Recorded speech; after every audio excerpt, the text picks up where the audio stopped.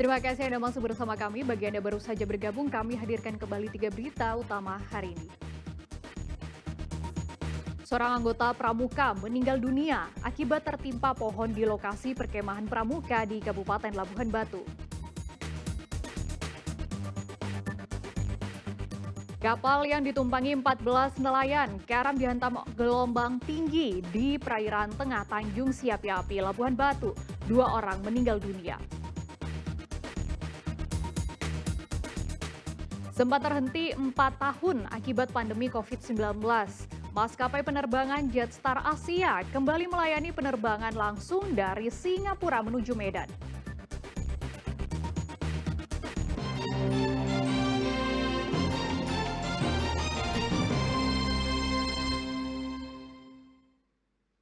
Kejar-kejaran antara petugas dan pelaku pencurian sepeda motor terjadi di Jalan Padang Bulan, Kecamatan Medan Baru, Kota Medan.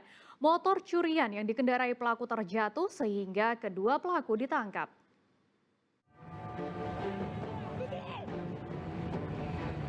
Dua orang pelaku pencurian sepeda motor ini kabur membawa motor curiannya ketika aksi kejahatan mereka diketahui petugas saat berpatroli di Kecamatan Medan Baru, Kota Medan.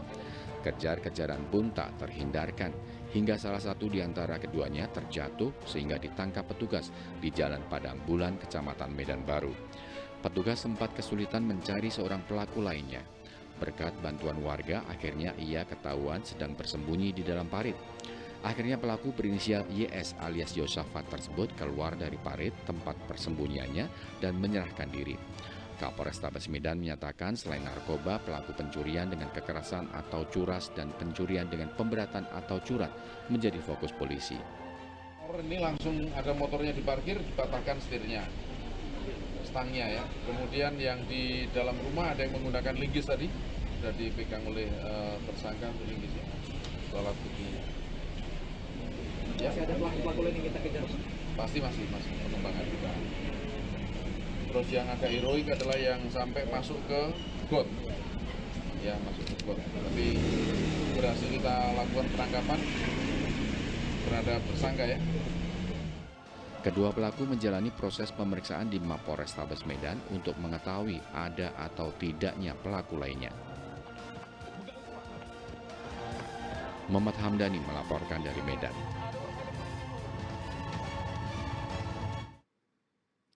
Mengaku sebagai polisi, 2 orang penagih utang atau debt collector nyaris dihakimi warga. Kedua pelaku akhirnya dibawa aparat ke kantor Polsek Medan Kota Medan untuk menjalani proses hukum lebih lanjut.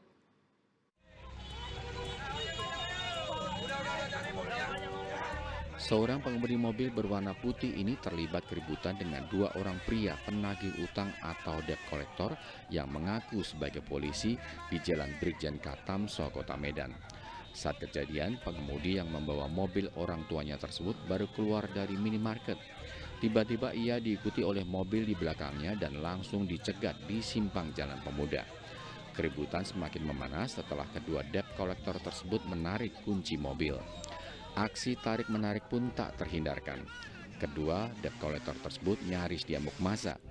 Setelah terlibat keributan hampir 1 jam, petugas dari Polsek Medan Kota yang tiba di lokasi langsung mengamankan keduanya. Bapak saya lagi kayak kemarin, adik saya di dalam mobil. Nah, mobil saya langsung ditodong semua sama 3 orang. Dia katanya ini mobil lesi.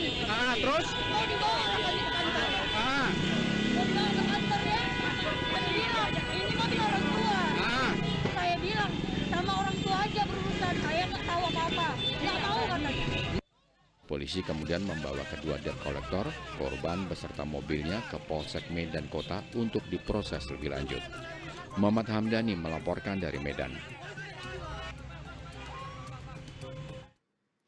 Sempat terhenti selama 4 tahun, maskapai penerbangan Jetstar Asia kembali melayani penerbangan langsung dari Singapura menuju Medan. Penerbangan perdana ini juga berikat kerjasama dengan Just Aero Engineering yang diharapkan dapat meningkatkan perekonomian Sumatera Utara.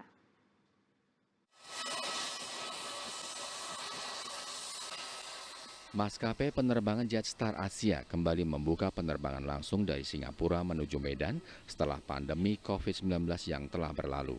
Pesawat dengan kapasitas 180 penumpang tersebut mengklaim sebagai maskapai dengan tarif rendah.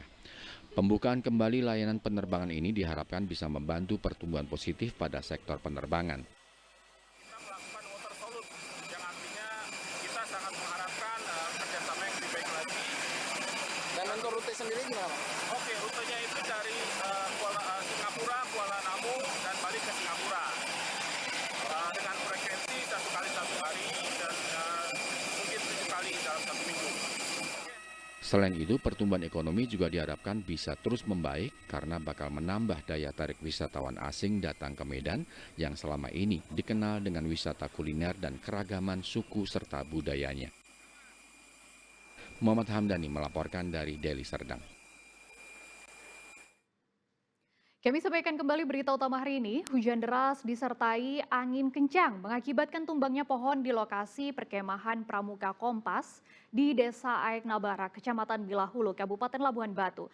Akibat kejadian tersebut, 1 orang meninggal dunia dan 5 orang lainnya mengalami luka-luka.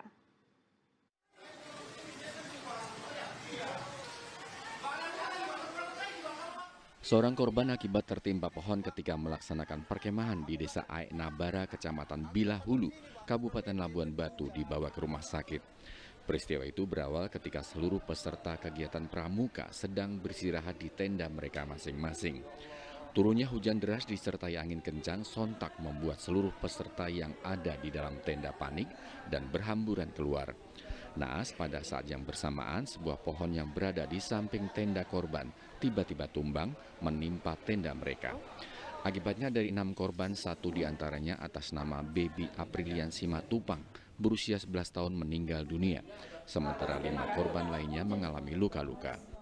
Dari kejadian tersebut ada sekitar 6 orang yang kita evakuasi, yang 1 meninggal dunia dan yang lain ada hanya luka ringan seperti bocor dan juga agak kesleo, tangannya ada juga yang terkilir. Ada sekitar 5 dan 2 lagi di rumah sakit Sri Pamela dan 2 lagi kita rujuk ke rumah sakit untuk di ronsen.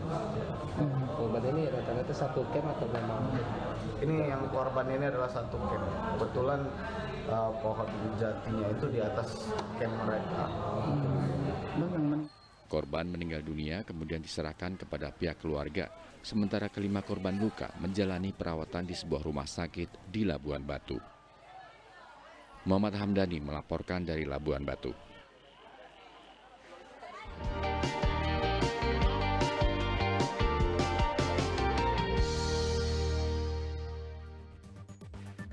Laporan tadi mengakhiri berita Medan hari ini. Saya Fri Meriana berterima kasih atas perhatian dan kebersamaan Anda. Selamat beraktivitas dan sampai jumpa.